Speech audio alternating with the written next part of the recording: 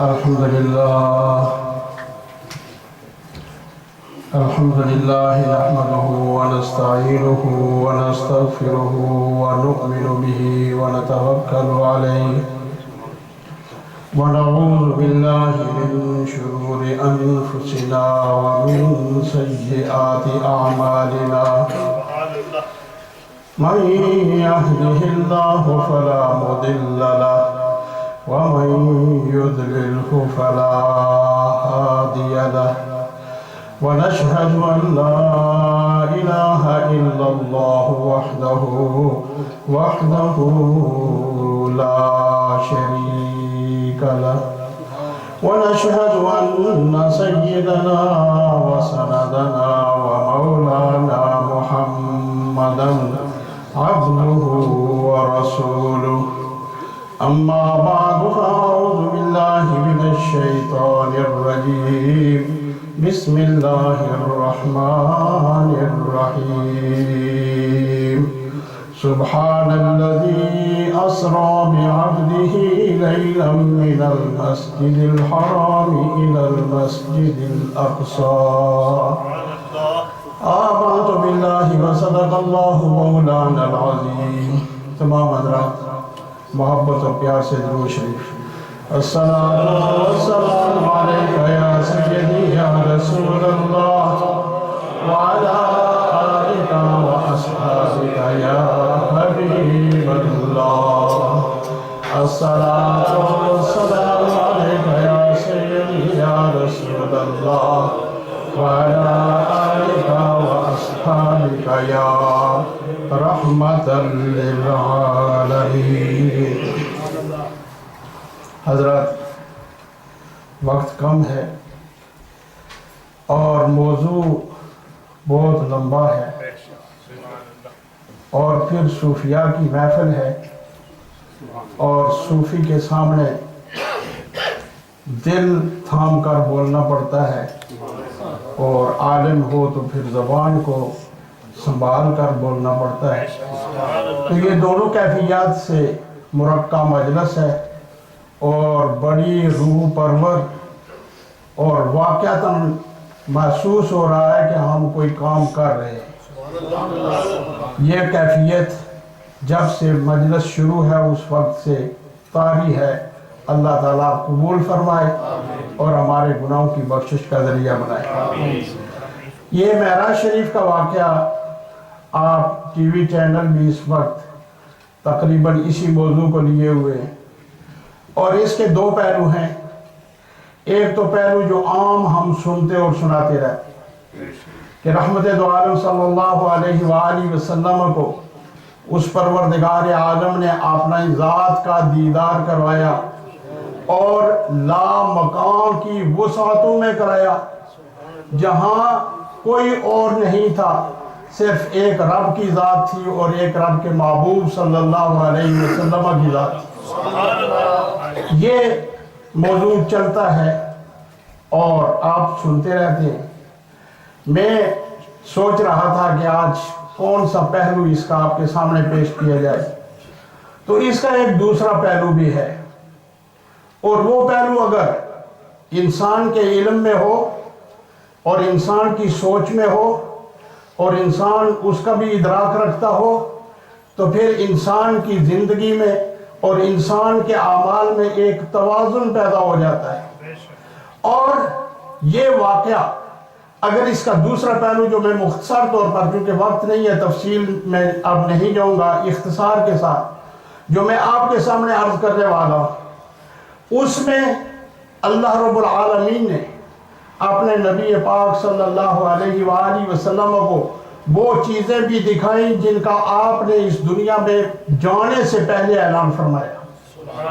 اور پھر مومن کی شان یہ بیان کی کہ مومن وہ ہے جو یؤمنون بالغیب، کہ میرے نبی کی ہر بات کو بغیر کسی دلیل کے وہ مانتا ہے.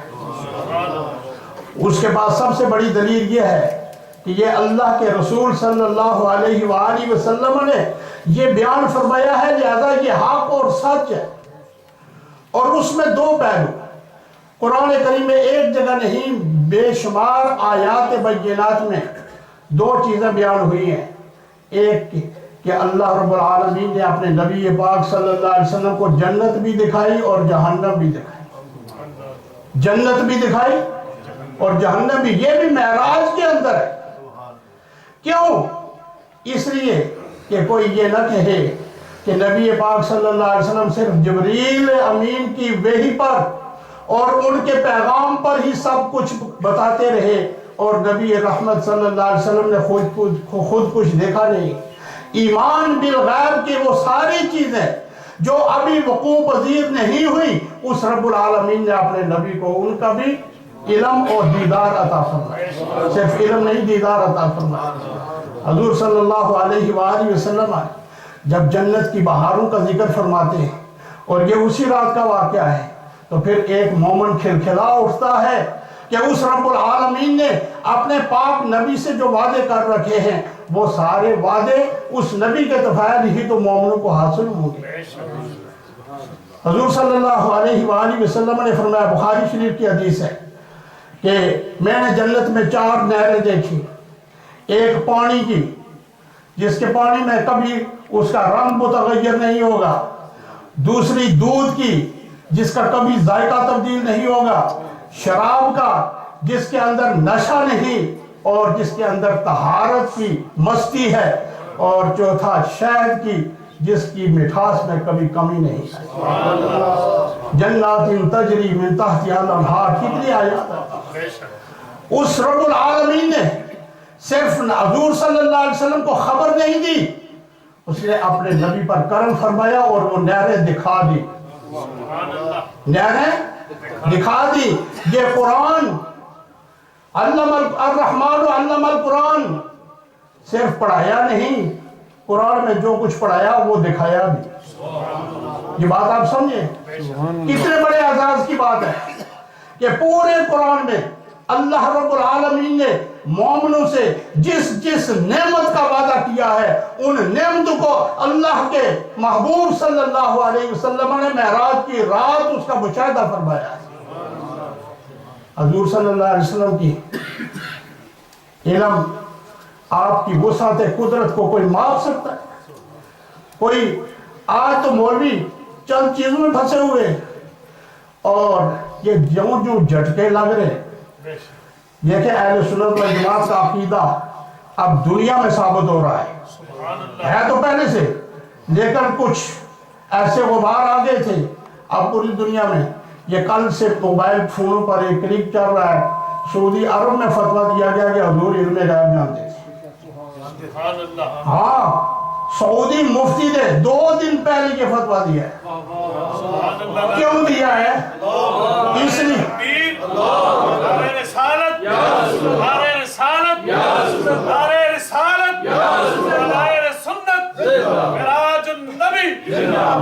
اس لیے دیا ہے کہ پوری دنیا میں جب یہ جمن کی کیفیت پیدا ہوئی تو اگر سعودی عرب کو تحفظ ناموس رسالت اور تحفظ نظام الحرمین شریفین کے لیے کسی نے لبیک کہا ہے تو وہ پاکستان کی فوج ہے، وہ پاکستان کی فوج ہے۔ اور آپ نے بیریہ ٹاؤن میں امام کعبہ کی تقریر سنی ہوگی، میں نے سنی ہے پوری تقریر۔ وہاں اس نے کہا کہ امام ابو حنیفہ بہت عالی شان تھے، وہاں کہتے ہیں نہیں اہل حدیث اماموں کو تو مانتے ہی نہیں۔ اس نے کہا کہ امام مالک، امام شافعی، احمد بن حنبل یہ اس دین کو پھیلانے والے لوگوں میں سے ہے اور ان کے اصول ایک ہیں، فروعات میں ان کا اختلاف ہے، لیکن اس اختلاف کے پیچھے عداوت اور دشمنی نہیں، محبت اور پیار۔ یہی اہل سنت والجماعت میں کہتے ہیں۔ تو حضور صلی اللہ علیہ وسلم نے فرمایا، یہ آگے آپ کو کوثر دکھایا گیا، اِنَّا أَعْطَيْنَاكَ الْكَوْثَرَ۔ لوگوں نے اس صورت پر پوری کتابیں لکھی ہیں۔ کوثر الخیرات ایک بڑی جامع کتاب ہے اور اتنی مضبوط دلائل کے ساتھ وہ لکھی گئی ہے کہ اگر صرف ایک صورت کو انسان پڑھ لے اور اس پر ایمان کامل اور یقین کے ساتھ پڑھے تو وہ اس کے عقیدے میں کبھی غبار آ ہی نہیں سکتا۔ رسول اللہ صلی اللہ علیہ وسلم کی شان کے بارے میں وہ کبھی شخص متردد ہو ہی نہیں سکتا۔ حضور صلی اللہ علیہ وسلم کو وہ کوثر، حوض کوثر دکھایا اور اس کی خوشبو اتنی. آپ نے پوچھا جبریل امین یہ کیا ہے؟ یہ نہیں کہ حضور کو پتہ نہیں تھا گواہی بنانے کے لیے. جبریل امین کیا ہے؟ یا رسول اللہ یہ وہی حوض کوثر ہے جو آپ کی امت کے لیے اللہ رب العالمین نے آپ سے وعدہ فرما رکھا، وعدہ فرما رکھا. اور اب ایک بات آپ سے پوچھ لوں، عمرہ کرنے والے، حج کرنے والے کتنے لوگ ہیں یہاں؟ الحمدللہ. آپ یہ بتائیں کہ حوض کوثر کہاں سے نکلے گا؟ یہ سوال آپ کے لیے. حوض کوثر، اس کو یہ شرف کہاں سے ملے گا؟ حوض کوثر کہاں سے پھوٹے گا؟ مسجد نبوی دیکھی ہے پرانا حصہ، اور منبر رسول دیکھا ہے پرانا، اس کے اوپر حدیث لکھی ہوئی ہے پیتل کے ساتھ کہ منبری علی حوضی. تو وہ جلی فرمائی کرنا، میرا منبر میرے حوض پر ہے، میرا منبر میرے حوض پر ہے. وہ منبر جس منبر پر رسول اللہ صلی اللہ علیہ وسلم نے قرآن پڑھا، وہ منبر جس پر صحابہ کرام کو قرآن پڑھایا گیا، وہ منبر جس پر رسول اللہ صلی اللہ علیہ وسلم نے کائنات کا پیغام کائنات تک پہنچایا، اور وہ منبر جس پر جبریل امین قرآن کی آیات لے کر آتے رہے، اسی منبر کے نیچے سے حوض کوثر نکلے. منبری علی حوضی لکھا ہوا ہے، یہ اونچے ہاتھوں کا لکھا ہوا ہے، حدیث پاک ہے کہ میرا منبر میرے حوض کے اوپر ہے. میرا منبر میرے حوض کے اوپر ہے، کہیں اور تو ہو ہی نہیں سکتا تھا. وہاں ہی ہو سکتا تھا جہاں حضور چلتے رہے تو وہ ریاض الجنت بنتی رہی. نعرہ تکبیر، نعرہ رسالت، نعرہ رسالت، نعرہ تحقیق. پھر حضور صلی اللہ علیہ وسلم کو موتیوں کے گنبد دکھائے گی. موتیوں کے گنبد یعنی موتی جوڑ کر ایک موتی کا گنبد بنا دیا. اس رب العالمین کی شان ہے، جو چاہے وہ بنائے، جب چاہے بنائے، اور جس کے لیے چاہے اس کے لیے بنائے. حضور صلی اللہ علیہ وسلم پوچھا جبریل امین کون سے خوش نصیب اس میں ٹھہریں گے؟ حضور صلی اللہ علیہ وسلم کو جبریل امین عرض کرتے ہیں یہ مؤذن اور امام جو آپ کا یہ فریضہ آپ کی امت میں ادا کریں گے، اللہ تعالیٰ ان کو یہاں قیام کی اجازت عطا یہاں ان کو. پھر بلند و بالا محلات دکھائیں گے. اس پر بڑی بات ہو سکتی تھی، بہرحال وقت نہیں ہے. بلند و بالا محلات دکھائیں گے. یا اللہ، اے جبریل امین، اللہ رب العالمین نے یہ بڑے بڑے محل اتنا خوبصورت یہ کن لوگوں کے لیے بنائے؟ اب دیکھیں یہ امت کو خوشخبری، اور خوش نصیب ہے اہل ایمان جنہوں نے پڑھا لا الہ الا اللہ محمد رسول اللہ اور صحیح عقیدے پر رہے، صحیح عقیدے پر رہے. یہ ساری خوشخبریاں ان کے لیے. اے جبریل امین یہ محلات یہ کن لوگوں کے حصے میں آئیں گے؟ عرض کی یا رسول اللہ آپ کی امت کے وہ لوگ جو جب غصہ آتا اور غصہ اتنا کہ قوت بھی ان کے پاس وہ اس کا انتقام لے سکتے تھے، لیکن آپ کی سنت کو ادا کرتے ہوئے غصے کو پی گئے. اور دوسرا وہ درگزر کرنے والے، جب کسی سے غلطی ہو جائے اور کوئی معافی مانگے تو اس کو معاف کر دینا. یہ سب سے مشکل کام ہے، سب سے مشکل کام ہے. یہ حج کی تربیت ہو رہی تھی 3-4 سال پہلے کی بات ہے، تو میں نے یہ مسئلہ بیان کیا کہ حج پر جانے سے پہلے اللہ کے رسول صلی اللہ علیہ وسلم فرماتے کہ جن لوگوں کے ساتھ تم رہتے ہو، جن کے ساتھ تمہارا بیٹھنا اٹھنا ہے، جن کے ساتھ تمہارے تعلقات ہیں، اگر کسی کے ساتھ تعلقات کشیدہ ہے تو اس کو راضی کرو، اور اس کو راضی کر کے پھر اپنے رب کو راضی کرنے کے لیے جب وہ رب راضی ہو جائے گا. تو ایک شخص کہنے لگا کہ میرا بھائی وہ مجھ سے ناراض ہے لیکن میں تو اس کے گھر نہیں جاتا، میں تو اس کے گھر نہیں جاتا. میں نے کہا پھر حضور صلی اللہ علیہ وسلم کی حدیث یہ ہے اگر تم نہیں چاہتے تو پھر ادھر بھی نہیں جاؤ. پھر ادھر بھی نہ جاؤ. اگر بات رحمت کائنات صلی اللہ علیہ وسلم کی نہیں ماننی ہے تو کیا تمہارے جانے سے حضور خوش ہوں گے؟ حضور کی نافرمانی کر کے وہاں جانے والا وہاں سے وہ کیا پائے گا؟ پائے گا تو وہی جو حضور کی ہر بات مان کر جائے گا. ہر بات مان کر جائے گا. پھر آپ نے ریشم کے پردوں کا ایک محل دیکھا اور وہ ریشم جو صرف جنت میں ہی ہے, دنیا میں وہ ریشم نہیں آئے. اس طرح خوبصورت محل. حضور صلی اللہ علیہ وسلم نے پوچھا جبریل امین یہ تمام محلات سے جدا اور خوبصورتی میں جدا یہ کس لیے ہے؟ عرض کی یا رسول اللہ یہ آپ کے یار غار اور یار مزار ابو بکر صدیق کے لیے ہے. نقشبندی کو مبارک ہو, شاید اسی محل میں آپ کو کہیں محفل کرنے کی اجازت بھی ملے کہ آؤ یہاں بھی اللہ اور اللہ کے رسول کا ذکر کرو. پھر حضور صلی اللہ علیہ وسلم نے حضرت بلال کے آہٹ اپنے آگے سنی. پوچھا اے جبریل امین یہ کس کی آواز آ رہی ہے؟ یا رسول اللہ یہ اس کی آواز ہے کہ جب کافر اس کے سینے پہ پتھر رکھتے تو وہ کہتا احد احد کہ مجھے نبی نے پڑھایا ہے قل هو اللہ احد. یہ وہ محبتوں والا بلال ہے جس کو اللہ نے آپ کی غلامی میں آپ سے آگے جنت میں رکھا ہے. اس لیے نہیں کہ وہ پہلے جنت میں جائے گا. یا رسول اللہ وہ آپ کا غلام ہے, غلام آگے ہوتا ہے آقا پیچھے ہوتا ہے. دیکھیں تمام کا ذکر ہوا. اور پھر حضور صلی اللہ علیہ وآلہ وسلم نے ایک شخص کو دیکھا کہ جس کی شکل تو نظر نہیں آ رہی, صرف اس سے نور ہی نور پھوٹ رہا ہے. یہ جب نور اور روشنی زیادہ ہو جائے تو وہ اصل چیز جو ہے وہ انسان کی آنکھوں سے اوجھل ہو جاتی ہے. اسی کیفیت میں ایک شخص کو دیکھا کہ جس کے اندر سے نور پھوٹ رہا ہے اور اس کی شکل سامنے نظر نہیں آ رہی. رحمت اللہ صلی اللہ علیہ وسلم نے پوچھا اے جبریل امین یہ کون سی شخصیت ہے جس کے اندر اللہ رب العالمین نے اتنا نور پیدا کر رکھا ہے؟ تو جبریل امین عرض کرتے ہیں یا رسول اللہ اس آدمی کے اندر 3 خوبیاں تھیں.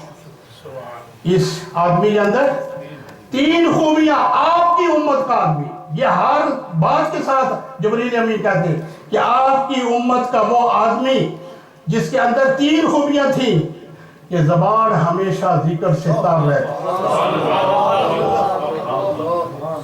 اور دوسرا اس کا دل مسجد کے ساتھ لگا رہتا. یہ صوفی نور محمد صاحب نے بھی مسجد ہی بنایا نہیں. آپ نماز میں آتے ہیں, جاتے ہیں, اس کا خیال رکھتے ہیں, صفائی کرتے ہیں. میں یہاں رہا ہوں, مجھے پتا ہے یہ کوئی کام کرنے میں یہ پسو پیش نہیں کرتے, سب سے آگے ہوتے. زبان ذکر سے تر, مسجد کے ساتھ اس کا دل لگا رہتا ہے اور اس نے زندگی میں کبھی کوئی ایسا کام نہیں کیا کہ اس کے ماں باپ کی کسی نے بے عزتی کی ہو, یعنی ماں باپ کو کسی نے برا کہا. یہ وصیت بڑے بڑے بزرگوں نے اپنے مریدوں کو فرمائی ہے کہ ایسا کام کبھی نہ کرنا کہ کوئی یہ کہے کہ فلاں نبی کا امتی یہ کام کر رہا ہے. اس میں نبی صلی اللہ علیہ وسلم کو لوگ شاید برے الفاظ سے پکارے, تو یہاں تو ماں باپ تک کہا گیا کہ ایسا کام اس شخص نے نہیں کیا کہ اس کے کام کی وجہ سے اس کے ماں باپ کو کسی نے تانا دیا ہو یا ان کے لیے کوئی پریشانی کی بات پیدا کی ہو. پھر رحمت اللہ صلی اللہ علیہ وسلم سے حجاب ہٹایا گیا. یہ نہیں کہ آپ جہنم میں گئے, سب مفسرین نے لکھا نہیں, وہاں سے ہی پردہ ہٹا اور آپ نے جہنم کو دیکھا کہ اس میں کیا ہو رہا ہے, اس میں کیا ہو رہا ہے. مسند احمد میں حدیث پاک ہے کہ بعض لوگوں کو آپ نے دیکھا کہ وہ اپنا ہی گوشت نوچ نوچ کر کھا رہے اور اپنے دانتوں سے کھا رہے اور بڑے بڑے نوالے خون پیپ ہر چیز اس کے ساتھ ان کے منہ میں جا رہی ہے، اور اتنا گندا منظر اور کوئی نہیں۔ رحمت دو عالم صلی اللہ علیہ وسلم نے پوچھا یا جبریل امین یہ کون سے گناہگار لوگ ہیں، کیا گناہ انہوں نے کیا ہے کہ ان کو اتنا بڑا عذاب دیا جا رہا ہے، اپنا گوشت خود اپنے دانتوں سے کاٹ کر کھا رہے ہیں؟ یا رسول اللہ یہ غیبت کرنے والے اور عیب جوئی کرنے والے۔ یہ دیکھیں آج وقت ایسا گزر رہا ہے جہاں دو آدمی ہیں وہاں تیسرے کی غیبت ہی ہو رہی ہے، الا ماشاءاللہ۔ اب جہاں وہ جنت کی بہاریں ہیں وہاں جنت کے عذاب بھی تو، اور وہ رحمت دو عالم صلی اللہ علیہ وسلم نے اسی معراج کی رات کو دیکھے، اور اسی لیے دیکھے کہ دیکھ کر جو بات آپ نے آ کر ارشاد فرمائی اس کا انکار کوئی کر ہی نہیں سکتا۔ بعض کو دیکھا کہ وہ سینوں کے ساتھ لٹکے ہوئے، سنگلیں پڑی ہوئی ہیں اور سینوں کے ساتھ لٹکے ہوئے، اور پوچھا اے جبریل امین یہ کون سے گناہگار ہیں؟ یا رسول اللہ عیب لگانے والے اور پیٹھ پیچھے برائیاں کہنے والے، عیب لگانے والے۔ قرآن کریم میں ارشاد ہوتا ہے وَلَا تَلْمِزُوا أَنفُسَكُمْ وَلَا تَنَابَزُوا بِالْأَلْقَابِ، کہ کسی کو آنکھ کے اشارے سے بھی اس کی توہین نہ کرو۔ یہ ہوتا ہے نا ہمارا کہ کوئی نہ دیکھ رہا ہو تو اس طرح کر دیا، قرآن نے اس سے بھی منع کیا ہے کہ ہو سکتا ہے جب اس تک یہ خبر پہنچے تو اس کو دل کو تکلیف ہوگی، اور جس نے کسی کے دل کو تکلیف دی اس نے رب کو تکلیف دی۔ مسجد ٹا دے، مندر ٹا دے جو کوئی چہلا، ایک بندے دا دل نہ ٹائی رب دلاں وچ۔ میاں محمد صاحب اتو ہی کلیا۔ اور پھر حضور صلی اللہ علیہ وسلم نے کئی آدمی کو دیکھا جو جہنم کی وادی سے تپتے ہوئے اور کھولتے ہوئے پانی سے پتھر کھا رہے، اور ان کو ایسی تکلیف کہ اگر وہ پتھر نہ کھائیں تو وہ زندہ نہیں رہ سکتے، اور اس تکلیف میں جب ان کو دیکھا تو رسول اللہ صلی اللہ علیہ وآلہ وسلم نے پوچھا جبریل امین یہ کون سے لوگ ہیں جو اس تپتے اور ابلتے ہوئے پانی میں سے پتھر نکال کر کھا رہے ہیں، اور اتنے گرم پتھر یہ کھا رہے ہیں؟ یا رسول اللہ یہ آپ کی امت کے وہ لوگ ہیں، آپ کی امت کے وہ لوگ ہیں جو سود حرام ہونے کے باوجود بھی پھر سود کو کھاتے رہے، سود حرام ہونے کے بعد بھی اس کو یہ کھاتے رہیں گے۔ اور پھر ایک قوم کو آپ نے دیکھا جن کے پیٹ کوٹشیوں کی طرح بڑے بڑے کمرے، اور ان میں بڑے بڑے سانپ، جن سانپوں کو دیکھ کر انسان لرز اٹھتا ہے۔ رسول اللہ صلی اللہ علیہ وسلم نے پوچھا جبریل امین ان کا کیا؟ یا رسول اللہ یہ بھی سود خور ہے، جو مال بڑھانے کے لیے غریبوں اور مسکینوں کو جب قرضہ دیا کرتے تھے تو پھر اس کے ساتھ وہ سود بھی لیا کرتے تھے، غریب کو غریب تر کر رہے تھے، اور اپنے آپ کو امیر سے امیر تر کرنے والے لوگ ہیں۔ اور آج اللہ تبارک و تعالیٰ نے ان کے پیٹوں کو اتنی بڑی بڑی کوٹشیاں بنا کر ان کو سانپوں سے بھر دیا ہے۔ پھر کچھ لوگوں کو دیکھا کہ ان کے سر کچلے جا رہے، ان کے سر کچلے جا رہے۔ پوچھا جبریل امین یہ کیا؟ سر کچلا پھر ٹھیک ہو گیا، پھر کچلا، بس یہی عذاب جاری ہے؟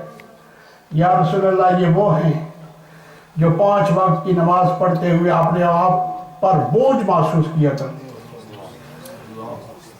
5 وقت کی نماز پڑھتے ہوئے ان کو بڑی پریشانی ہوتی تھی، اور کئی بہانوں سے اور کئی طریقوں سے نماز کو چھوڑ دیا کرتے تھے، نماز نہیں پڑھتے تھے۔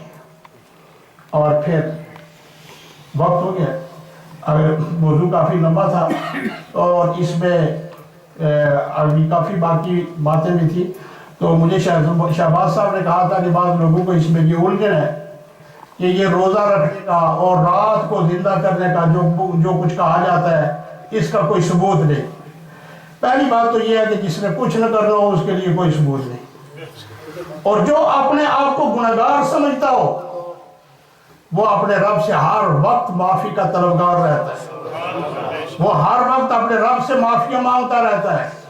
مثلا ایک شخص کو پتا ہے کہ میں نے رب کی 1000 نعمتیں ایک دن میں کھائی ہیں اور میں نے چند کلمات تشکر اس کے حق میں نہیں کہے، تو اس کا سر تو کبھی اوپر اٹھتا ہی نہیں۔ اس لیے حضور صلی اللہ علیہ وسلم نے فرمایا بعض مقامات ایسے ہیں جن مقامات پر عبادت کی جائے تو اس کا ثواب بڑھ جاتا ہے، اور بعض اوقات ایسے ہیں کہ ان اوقات میں اگر وہ عبادت کی جائے تو اس کا اجر و ثواب بڑھ جاتا ہے۔ یہاں نماز پڑھو تو اگر مسجد میں پڑھو گے تو 27 نمازوں کا ثواب، اور کعبۃ اللہ میں جگہ بدلو گے تو پھر وہ 1,00,000 کا ثواب جگہ بدلنے سے۔ اور اگر آج کوئی شخص عمل کرتا ہے تو اس کو 10 گنا ثواب، یہی اگر رمضان شریف میں جا کر کرے گا تو اس کا 70 گنا ثواب، بلکہ اس سے بھی زیادہ۔ تو وقت بدلنے سے اور جگہ بدلنے سے اللہ رب العالمین کے حبیب صلی اللہ علیہ وسلم نے فرمایا کہ انسان کا اعمال کا ثواب بھی بدل جاتا ہے۔ اور اس میں حافظ ابن حجر مکی باقی بھی حدیث چھوڑ رہا ہوں، اور انہوں نے فرمایا کہ حضرت انس سے یہ مرفوعاً حدیث ہم تک پہنچی ہے کہ رجب کے مہینے میں ایک ایسی رات ہے جس میں عمل کرنے والے کے لیے 100 برس کی نیکیاں لکھی جاتی ہیں۔ دوسری روایت میں ہے کہ اس کے 60 سال کے گناہ بھی معاف کیے جاتے ہیں، اور وہ 27 رجب کی رات ہے۔ اس میں 12 رکعت نفل ادا کر کے، جو 12 رکعت 6 سلاموں کے ساتھ، پھر وہ پڑھے سبحان اللہ والحمدللہ ولا الہ الا اللہ واللہ اکبر 100 دفعہ، پھر استغفار پڑھے استغفر اللہ ربی من کل ذنب اذنبتہ واتوب الیہ 100 دفعہ، پھر آقا نعمت صلی اللہ علیہ وسلم پر 100 مرتبہ درود پاک پڑھ کر وہ دعا کرے۔ اگر وہ سود خور، زانی اور پکا بدکار نہ ہوا تو اللہ رب العالمین اس کے بعد اس کی اس ہر دعا کو قبول فرمائے۔ اگر وہ ان جرائم سے، ان گناہوں سے معافی مانگ کر وہ دعا مانگتا ہے اور یہ نفل پڑتا ہے تو اللہ تعالیٰ اس کے پہلے گناہوں کو بھی معاف فرما دیں گے، اس لیے کہ اب اس نے عہد کر لیا اپنے رب سے کہ آئندہ میں یہ جرم نہیں کروں گا۔ اور پھر فرمایا صبح کو روزہ بھی رکھے، صبح کو روزہ بھی رکھے، یہ روزہ اس کے لیے 60 سال کے روزوں کے برابر ہو۔ اور اس کے علاوہ بھی کافی احادیث ہیں، تو میرے خیال میں اب اس میں کوئی ڈاؤٹ نہیں ہونا چاہیے۔ ویسے بھی روزے آ رہے ہیں، آپ ذہن میں رکھیں کہ روزے کی 6 قسمیں: فرض، واجب، سنت، مستحب، نفل اور مکروہ۔ اگر میں پوچھوں کہ واجب روزہ کون سا ہے، کوئی اتھو ہوگا کہ دسی ایدہ حالت ہے ساری ماشاءاللہ۔ تو یہ مستحب ہر وہ روزہ جس کو انسان اپنے گناہوں کی معافی کے لیے جس وقت چاہے رکھے۔ پورے سال میں 5 دن ایسے ہیں جن میں روزہ رکھنا جائز نہیں، مکروہ تحریمی ہے۔ پورے سال میں 5 دن، ایک چھوٹی عید والا دن وہ اللہ کی طرف سے عید ہے، بڑی عید والا دن بقر عید، کتنے ہوئے؟ 2، 11 ذی الحج، 12 ذی الحج، 13 ذی الحج، ایام تشریق۔ 5 دنوں میں بندہ نفلی روزہ نہیں رکھ سکتا، کوئی بھی روزہ نہیں رکھ سکتا ان 5 دنوں میں۔ باقی وہ نفلی روزہ جب چاہے وہ رکھے، کوئی ممانعت نہیں۔ یہ بھی عید کا دن ہے جی، اس میں بھی رکھنا چاہیے۔ یہ اکیلا نفلی روزہ مکروہ ہے جی، اکیلا نفلی روزہ۔ اور اس میں حکمتیں ہیں، اس میں حکمت یہ ہے کہ جس طرح ہمارے علاقے ہیں آزاد پاکستان میں یا جہاں کہ ایک جامع مسجد ہے، باقی ساری دیہاتوں میں جمعے نہیں ہوتے اور لوگ کافی فاصلہ طے کر کے آتے، تو اگر وہ نفلی روزے میں پڑ گئے تو جمعے کو چھوڑ دیں گے، جی گرمی ہے کون جائے، تو پھر اب جمعہ اس نفلی روزے کے لیے چھوڑنا، اس لیے انہوں نے کہا کہ جمعے کا روزہ کرو، اکیلا روزہ کرو۔ اس میں یہ حکمت ہے۔ تو نفلی روزہ یہ جب بھی انسان چاہے ان 5 دنوں کے سوا رکھنے میں اگر کوئی شخص شک کرتا ہے تو یہ وہ اپنی جہالت کی بنیاد پر کرتا ہے. ویسے اس میں کوئی ممانعت والی بات نہیں. جس طرح نفل نماز 3 وقتوں کے علاوہ پورا دن اور رات آپ پڑھ سکتے ہیں. سورج چڑھتے ہوئے، سورج غروب ہوتے ہوئے اور عین زوال کے وقت میں 3 اوقات ہیں، ان میں کوئی نماز سجدے والی نہیں پڑھی جاتی اور منع ہے. اس کے علاوہ آپ جس وقت چاہیں وہ نفلی نماز پڑھ سکتے ہیں. اس میں کون سی ایسی ممانعت والی بات ہے؟ تو یہ جو لوگ کہ اس کا ثبوت نہیں، اس کا ثبوت نہیں، نفل کے لیے ثبوت نہیں ہوتا. نفل کے لیے اپنے آپ کو گناہگار تصور کرنا پڑتا ہے اور پھر اپنے رب کے سامنے جھکنا پڑتا ہے. ہاں، اور اگر کوئی نہیں جھکتا، وہ دلائل میں پڑتا ہے، تو یہ یوں سمجھے کہ شیطان اس کو ایک نیک عمل سے دور کر رہا ہے، شیطان اس کو ایک نیک عمل سے پیچھے کر رہا ہے. اور رسول اللہ صلی اللہ علیہ وسلم نے جن چیزوں کی اتنے فضائل بیان فرمائے، یہ کافی لمبی بات میں نے کرنی تھی تو میں نے اختصار کے ساتھ آپ کے سامنے جو کچھ بیان کیا ہے، اللہ تعالیٰ اسے قبول فرمائے اور ہمیں اس پر عمل کرنے کی توفیق عطا فرمائے. یہ 12 نفل آپ نے سنے ہیں اور عشاء کے بعد اگر آپ اپنے گھروں میں جا کر پڑھتے ہیں، پھر یہ تسبیحات بھی ساتھ پڑھتے ہیں، تو میرا خیال ہے کہ شاید میری بخشش کا بھی ذریعہ ہو جائے اور آپ کی بخشش کا بھی ذریعہ ہو جائے. جو حضرات کوئی کسی بیماری میں مبتلا نہیں اور جو خواتین ریڈیو پر سن رہی ہیں، اگر کل کا روزہ وہ اس نیت سے رکھیں کہ رحمت دو عالم صلی اللہ علیہ وسلم ہماری شفاعت فرمائیں گے، تو یہ بڑے اجر کی بات ہوگی. اور کھاتے پیتے ہم ساری عمر رہیں گے، اور اگر اس نیت سے یہ کار خیر ہو جائے تو یہ باعث برکت ہے. وما علیہ